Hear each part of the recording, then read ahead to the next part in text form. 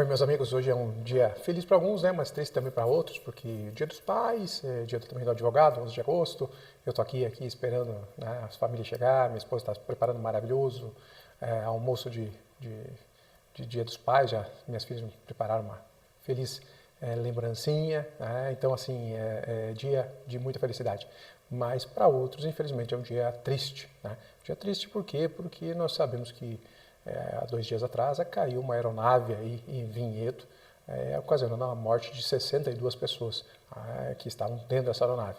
É claro que temos dar graças a Deus que pessoas em solo não foram aqui atingidas, mas a tristeza é grande e tivemos também dando os materiais para as pessoas em solo, mas principalmente para os familiares das vítimas. E daí, assim, uma coisa que eu sei que aqui nesse almoço domingo meu vai surgir, eu estou ainda gravando pela manhã aqui, só por curiosidade para vocês, vai surgir para vocês aí as dúvidas e muitos vão perguntar, ainda mais porque é dia do advogado, né? Poxa, Léo, no meu caso, Léo, como é que fica essa questão aí, os passageiros, a aeronave era dessa empresa e essa empresa pode estar em recuperação judicial ou era um voo compartilhado, principalmente, que lei se aplica, né? Porque eu escutei lá que o Supremo Tribunal Federal falou que não se aplicava aqui para alguns tipos de relação, ou não se aplica no caso de queda da aeronave ou de extravio de bagagem. A questão, já tive uma viagem minha aqui que eu perdi a bagagem e só me indenizaram pela Convenção de Montreal. Como é que fica essa situação? Quem paga, quem não paga, enfim. Senhores, vou fazer aqui um brevíssimo apanhado, tá? Só mesmo a título de curiosidade para vocês. E vocês daí, se quiserem, eu faço um pouquinho mais alongado, citando até as decisões que tenho separado. Veja que eu trabalho aqui uma decisão muito importante, que está, acho que informativo 605, se eu não me engano, no STJ. Eu trabalho uma decisão do ministro Salomão, que está tratando do acidente aéreo ocorrido lá em Lages, que trata de uma colisão entre duas aeronaves. E lá havia uma discussão, quando eu vou trabalhar nexo de causalidade, eu trabalho esse assunto. Por isso que eu resolvi aqui falar um pouquinho rapidinho para vocês, eu posso voltar com eles, tá? Comentar esse acidente em Lages, comentar, enfim, outros tipos de acidentes. Nós tivemos vários tipos de acidentes que são bons exemplos, tá? Para que vocês possam ali, eventualmente, por curiosidade, anotar e dar uma melhorada no seu conhecimento, e aqueles eventualmente que você aí é conhecido, né? Nós tivemos um acidente aqui em Cascavel, sul do Paraná, e eventualmente muitos conhecidos vão começar a ter que advogar com relação a esse acidente. Pois bem, obviamente, como é que fica isso? Só curiosidade, se você quiser mais, me avisa aí, se eu achar que tem uma boa repercussão, se as pessoas querem conversar, daí eu gravo durante a semana ainda, aqui rapidinho, menciono essas decisões que para mim são bem paradigmáticas, mas só para vocês imaginarem, responder aí no seu almoço, enfim, e durante a semana, ou quando você estiver assistindo aqui esse vídeo no YouTube. Pois bem, o que nós temos lá que ver? Qual que é a lei que se aplica? Primeiro, você vai ter que fazer uma diferenciação, tá? Que nós temos, como existem voos domésticos e voos internacionais, o Brasil é signatário de vários tratados internacionais, e dentre eles a Convenção de Montreal. Então, primeiro, você vai ter que partir do pressuposto, lei geral, lei especial. Então, aqui, nós temos uma lei especial, que é o Código Brasileiro da Aeronáutica. Vou deixar aqui depois mencionado para vocês qual é o número da lei do Código Brasileiro da Aeronáutica. Mas o CBA, se você jogar ali CBA no Google, você vai localizar, ele vai trazer uma série de normas e já começa falando quando se aplica a norma brasileira e quando se aplica a norma internacional. Pois bem, se nós tivermos aqui voos em que nós temos ponto a ponto dentro do país, nós estamos diante do que chamamos voos domésticos. Se nós tivermos voos em contrapartida, que saiam do país, mas cheguem no destino internacional, tem uma escala, um país que seja ou não seja aqui signatário da Convenção de Montreal, como o Brasil fez parte dessa convenção, ele internacionalizou essa convenção e se aplica daí a chamada Convenção de Montreal. E aqui, só por curiosidade, vocês já vão ver lá que o STF tem decidido em sede de repercussão geral, quando se aplica aqui a Convenção de Montreal e principalmente relacionado ao limite da indenização por danos materiais, e aí sim, esses amigos que tiveram extravios de bagagem vão ver que lá limita-se o valor do extravio de bagagem. Pois bem, então o que acontece? Primeiro, voo doméstico, eu posso aplicar a lei interna, tá? voo internacional em que o Brasil faz parte aqui desse tratado, você vai ter que aplicar a Convenção de Montreal. Aqui o acidente foi num voo doméstico, o voo que era de Cascavel a Ribeirão Preto. Pois bem, então aqui vai se aplicar a norma doméstica.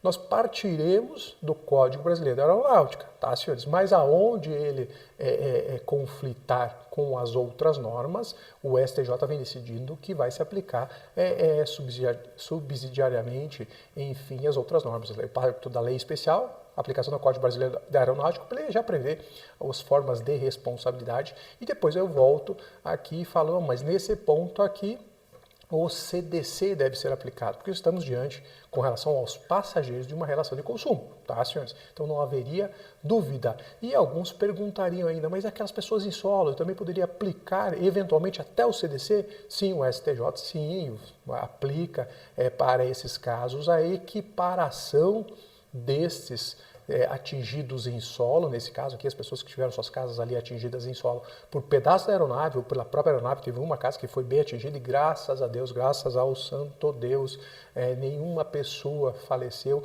essa casa foi atingida só no seu quintal e enfim, não existia espaço mais abençoado para cair, né? Obviamente que não é abençoado para as famílias que morreram, mas Deus colocou a mão em mim, eu tenho muita fé, ele livrou, deu um livramento para essas pessoas que estavam em solo. Então ele caiu só no pátio da casa, mas enfim, pegou fogo, as pessoas tiveram que adentrar a casa, destruir a casa. Essa pessoa seria uma vítima por equiparação, aquilo que vocês sabem que é o bystander, né? Lá então aplicar-se o artigo 17 do CDC e essas pessoas podem também reclamar a indenização aqui ou os prejuízos em relação ao causador do dano com base no Código de Defesa do Consumidor aqui. Também se aplicaria aqui, segundo o STJ, as regras do direito do consumidor na facilitação. E nós não teríamos os limitadores aqui de indenização por danos materiais e também os limitadores com relação aqui a principalmente o dano moral. Ok, senhores? Então aqui, primeiro, eu quero só falar de regime jurídico. Só por curiosidade mencionar que nós temos aqui um voo doméstico e sendo um voo doméstico aplicar-se a lei doméstica. Então aqui começamos pelo Código Brasileiro da Aeronáutica e depois partiremos para aqui a aplicação subsidiária tanto do Código Civil quanto principalmente do Código de Defesa do Consumidor. E como se indeniza essas vítimas, obviamente você vai indenizar da forma mais ampla possível, né, senhores? Nós temos aqui que partir, obviamente, depois do luto, fazer o levantamento. Cada uma das vítimas vai estar amparada por um bom advogado e as companhias aéreas, aqui nesse caso a companhia aérea, fará então aqui a procura destes junto com as suas seguradoras, porque há necessidade de seguros obrigatórios para esse tipo de atividade. É uma companhia regular, então sendo regular ela não pode executar um voo sem que haja aqui o seguro. Então, nesse caso, senhores, nós teremos efetivamente aqui que avaliar situação por situação de cada um dos 58 passageiros, né, confirmados, mais os 4 tripulantes, e daí as relações de cada uma deles, a relação pessoal de cada um deles, para eventualmente ver qual é o dano, quais são os atingidos indiretamente por esse dano, né? Nós temos pais, temos filhos, temos aqui irmãos, até eu tenho um vídeo aqui, você sabe disso, sobre dano por ricochete, não deixe de analisar. E também falo de um acidente aéreo, naquele caso do dano por ricochete, que eu analiso a questão da Marília Mendonça, então não deixe de analisar aquele conjunto de aulas sobre dano por ricochete, quem teria eventualmente legitimidade a reclamar esse dano. Pois bem, senhores, é só para falar para vocês aqui, nós estamos muito no início, eu quero saber se eventualmente, se vocês tiverem curiosidade, eu trago daí mais informações e analiso a situação desse voo. Por exemplo, eu digo que existem várias dúvidas, né? Primeiro, eu queria só mencionar para vocês qual lei se aplicaria nesse caso, só a título de curiosidade, porque nós estamos aqui em 2 dias do evento, né? Triste, lamentável evento, ainda no calor do evento. Depois disso, eu quero também, se vocês tiverem curiosidade, eu posso fazer mais uma série de vídeos falando sobre se a responsabilização é objetiva ou não, se aplica o artigo 734 do Código Civil, falando da responsabilidade objetiva do transportador, como é que isso é visto lá pelo STJ perante o Código Brasileiro da Aeronáutica. Também posso falar da menção com relação ao dano, né, a extensão do dano, os eventualmente legitimados a reclamar os danos. E daí posso falar principalmente, eu acho que isso é muito curioso, né, como é que ficariam as situações destes atingidos em solo, porque são, apesar, já mencionei, dos equiparados aqui a vítimas do evento danoso, tá? Então equiparados a consumidores, como é que ficaria? O que eles poderiam reclamar? Como ajuizar uma ação? E trago alguns outros casos, acho que é interessante se vocês quiserem ter conhecimento, principalmente desse que eu falei, desse acidente gravíssimo, que morreram 13 pessoas, 12 pessoas que estavam nas duas aeronaves lá num evento do Aeroclube de Lages, e uma pessoa em solo, que até curiosamente é muito triste, né, mas foi curioso, essa pessoa morreu em solo porque o corpo do piloto de um dos aviões acabou por atingir a casa dela e atingi-la e matar, né, matar essa pessoa que estava em solo. Então, assim, 13 pessoas que faleceram. E esse acórdão aqui do ministro Salomão é muito interessante, porque lá está discutindo nexo de causalidade, está discutindo também legitimidade. Então, se você tiver curiosidade, fale para mim aí, que eu farei com o maior prazer aqui mais um vídeo para que vocês possam avaliar essa situação e tirar suas conclusões e, eventualmente, até atuar em alguns casos, porque nós estamos falando de uma grande tragédia com 62 pessoas, mas nós temos vários acidentes aéreos, né, senhores, de helicópteros,